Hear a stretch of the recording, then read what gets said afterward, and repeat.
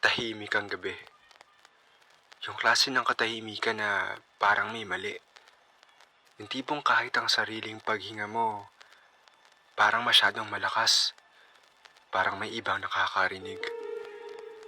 Nakahiga ako noon sa kama. Patay ang ilaw, nakatitig sa kisame. Handa na sanang matulog nang may marinig ako. Hindi kalabog, hindi yabag. Isang paghinga. Mabagal, malalim. Galing sa ilalim ng kama. Noong una, inisip ko lang na guni-guni ko yun. Baka pagod lang ako. Board exam season noon. Halos hindi na ako umuwi sa amin kaya nagrent ako sa isang lumang boarding house malapit sa school. Luma ang bahay. Manipis ang dingding at ang kama mataas. May sapat na espasyo sa ilalim. Unang gabi ko pa lang doon may kakaiba na akong napapansin.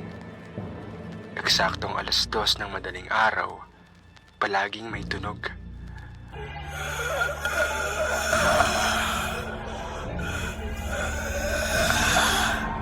Parang taong hirap huminga. Sinubukan kong ipikit ang mga mata ko. Pinilit matulog. Sinabi ko sa sarili ko na daga lang yun o pusa o tubo ng tubig. Pero gabi-gabi, bumabalik. Parehong oras, parehong tunog. Isang tanghali naglakas loob akong magtanong sa landlady. May daga po ba dito sa mga kwarto? Tanong ko. Bigla siyang tumigil sa paghuhugas ng pinggan. Dahan-dahan niya akong tinignan. Wala, sagot niya. Matagal nang wala. Napansin kong parang nanginginig ang kamay niya. Bago pa ako makapagtanong ulit, sinabi niya, kung may marinig ka man sa gabi, huwag mong silipin. Hindi ko alam kung bakit pero kinilabutan ako. Kinagabihan mas malakas ang tunog. Parang mas malapit. Pakiramdam ko, nasa mismong ilalim na ng ulo ko.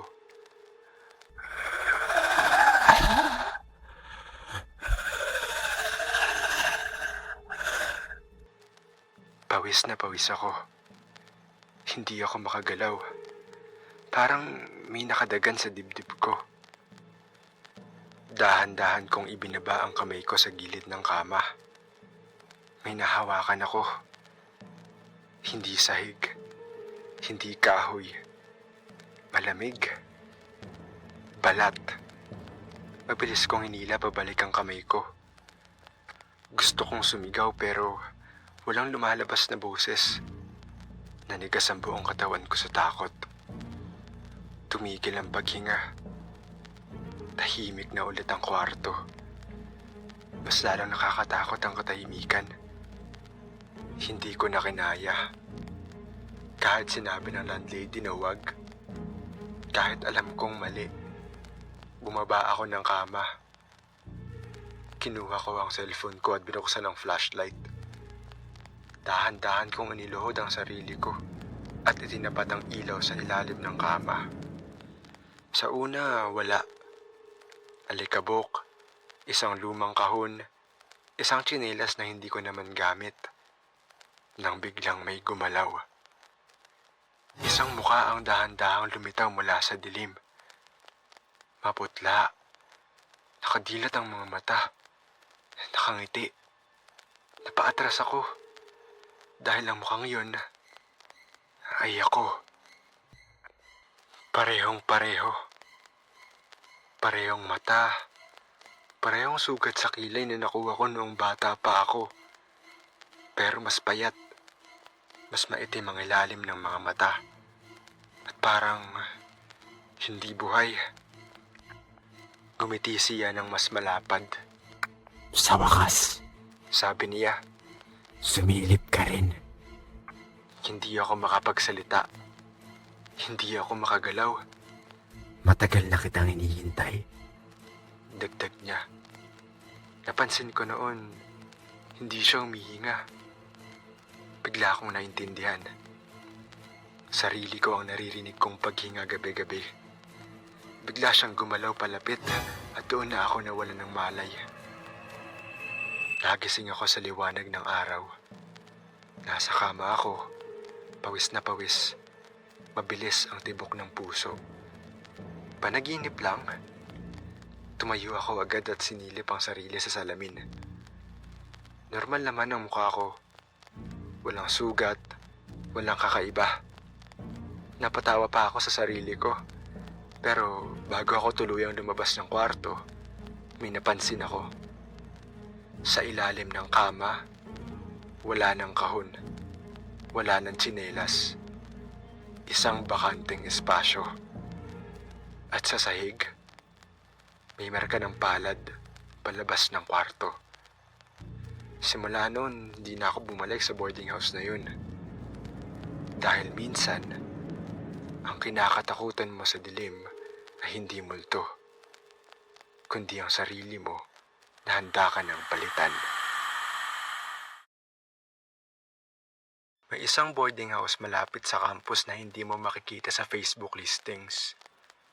Wala rin itong tarpaulin, at kung may makapagsasabi man sa'yo tungkol dito, kadalasan ay pabulong. Parang ayaw nilang marinig ng mismong paderang pangalan nito. Lumang-luma na ang gusali. 3 palapag. Ang pintura, kulay dilaw noon pero ngayon ay parang abo na. Sa labas, may maliit na karatula. Boarding house, students only. Pero walang pangalan, parang ayaw magpakilala. Kapag pumasok ka, una mong mapapansin ang katahimikan. Hindi yung normal na tahimik, kundi yung parang may pinipigilan.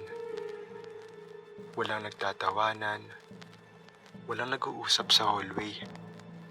Kahit tanghali, parang madaling araw ang pakiramdam. May isang patakaran ng landlady. Walang tanong tungkol sa mga bakanteng kwarto. Hindi niya ito sinasabi ng diretsyo.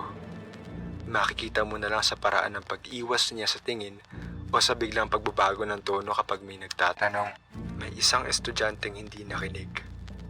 Bagong lipat siya. Tahimik, hindi mahilig makipag-usap. Kinuha niya ang kwarto sa 2nd palapag, gitna ng hallway. Sa unang tingin, wala namang kakaiba. Pero sa unang gabi pa lang, may napansin na siya. Tuwing bandang 2:00 ng madaling araw, may naririnig siyang mahihinang galaw sa labas ng pinto. Hindi yabag, hindi rin tunog ng tsinelas. Parang may mabagal na hinihila sa sahig. Kapag sisilip siya sa ilalim ng pinto, wala siyang makikita. Pero ramdam niya, may dumadaan. Kinabukasan napansin niyang may mga pinto sa hallway na walang numero, walang padlock, at walang tanda na may nakatira. Pero tuwing gabi, may liwanag sa ilalim ng mga ito.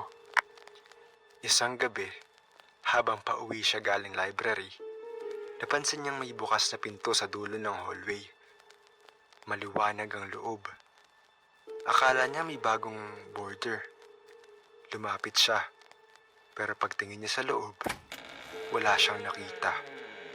Walang kama, walang gamit, pero ramdam niyang hindi siya nag-iisa. Biglang may bumulong mula sa loob ng kwarto. May nakapansin pa rin pala. Kinabukasan tinanong niya ang landlady. Ma'am, may nakatira po ba sa mga kwarto sa dulo? Tumigil ang landlady sa pagbawalis. Hindi siya tumingin. Sa halip, mahina niyang tanong. Narinig mo ba silang huminga? Simula noon, nag-iba ang pakiramdam niya sa boarding house. Parang masikip ang hangin sa hallway. Parang bawat hakbang niya ay sinusundan siya ng tingin. At tuwing gabi, naririnig niya ang mga boses. Hindi malinaw. Parang nag-uusap sa ilalim ng tubig. Minsan may maririnig siyang umiiyak. Minsan naman ay may nagbibilang. 1, 2, 3. Isang madaling araw may kumatok sa pinto niya. 3 beses. Hindi siya gumalaw. Hindi siya huminga. Pero may boses sa kabilang side. Huwag kang matulog. Humina ang boses. Parang takot. Kapag nakalimutan ka nila, hindi ka na makakalabas. Kinabukasan, wala na siya. Sabi ng landlady, umalis daw nang hindi nagpapaalam. Sabi ng caretaker, wala raw siyang susi. Sabi ng ibang boarder, hindi raw nila maalala ang mukha niya. Pero may bagong kwarto sa ikalawang palapag na wala ng numero. At tuwing 2:00 ng madaling araw, may ilaw na sisindi sa loob nito. Minsan, may mahihinang galaw. At minsan, may boses na pabulong. May makakapansin pa ba?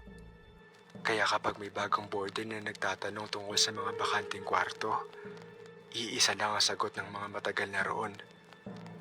Huwag mo nang itanong.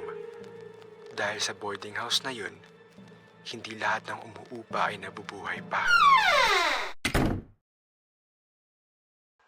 Hindi ako naniniwala noon sa multo. Para sa akin, lahat ng kwento sa boarding house ay haka-haka lang o bunga ng puyat at pagod. Ako si Marco, bagong caretaker sa isang lumang boarding house sa gilid ng bayan. Tahimik ang lugar. Karamihan sa boarders ay estudyante at young professionals. Simple lang ang trabaho ko. Maglinis, tumanggap ng bayad, at siguraduhing nakasulat sa logbook ang lahat ng detalye ng boarders.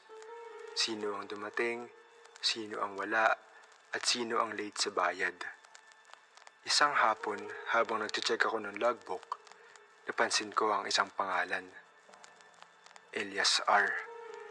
Wala pang detalye at walang numero ng kwarto. Para bang basta pangalan lang na nakasulat, walang paliwanag.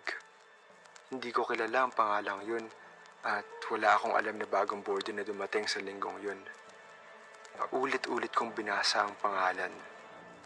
Hindi ko maintindihan kung bakit parang may bigat sa paligid.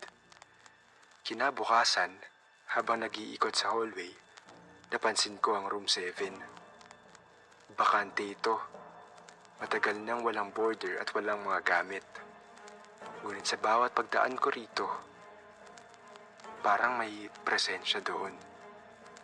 Dahil sa kaba at curiosity, isang gabi ay dahan-dahan kong binuksan ang pinto at pumasok. Walang gamit, walang mesa, walang kama. Puro alikabok at sobrang lamig. Tahimik, bakante, tila iniwan na lamang. Ngunit sa loob ng kwarto, narinig ko ang mahina at malamig na bulong. Hindi pa ako tapos. Nanlamig ang dugo ko. Parang may humawak sa aking balikat ngunit wala. Tahimik lang ang kwarto. Dahil sa takot, dahan-dahan akong lumabas at mabilis na naglakad pababa ng hallway. Halos hindi ako makapaniwala sa narinig ko. Kinabukasan, nagtanong-tanong ako sa ibang tenants. Dito ko nalaman ang totoong nangyari sa room 7. Matagal ng boarder ang nakatira roon bago pa ako naging caretaker. Isa siyang panganay sa pamilya, working student, at ang tanging katuwang na lamang sa buhay ay ang lola niya dahil patay na ang mga magulang niya. Abala siya lagi sa trabaho at araw-araw na responsibilidad. Halos palaging nakakulong sa kwarto para mag-aral at mag-review ng mga gawain. Makikita lamang siya ng mga tenant kapag papasok siya sa school o sa trabaho. Isang gabi, sa loob ng room 7, nagkaroon siya ng brain aneurysm. Dahil sa sobrang abala at kakulangan sa pahinga, hindi niya natapos ang kanyang mga pangarap sa buhay. Ngayon, naiintindihan ko ang bulong na narinig ko. Hindi ito multo. Hindi ito supernatural. Ito ay alaala ng isang taong sobrang dedikado at hindi makatanggap na natapos na ang kanyang buhay. Kaya rin siguro lumabas ang pangalan ni Elias sa logbook dahil ayaw niya pang umalis sapagkat hindi pa siya tapos sa pag-abot ng kanyang pangarap. Ang room 7 ay bakante na. Walang gamit, walang boarder. Ngunit sa kwento ng mga tenants, ramdam mo pa rin ang presensya at dedikasyon ng taong iyon. Ang alaala ng isang pangarap na hindi na muling maipagpapatuloy. Mula noon, nagbago ang pananaw ko sa Room 7. Hindi na ito nakakatakot. Tahimik na alaala lang ito ng sakripisyong iniwan. At tuwing tahimik ang gabi, naiisip ko, hindi nakakatakot ang kwarto. Hindi siya multo. Ngunit sa bawat sulok ng lumang boarding house, ramdam mo pa rin ang pangarap at dedikasyon ng taong yun na mas matindi pa kaysa sa kamatayan.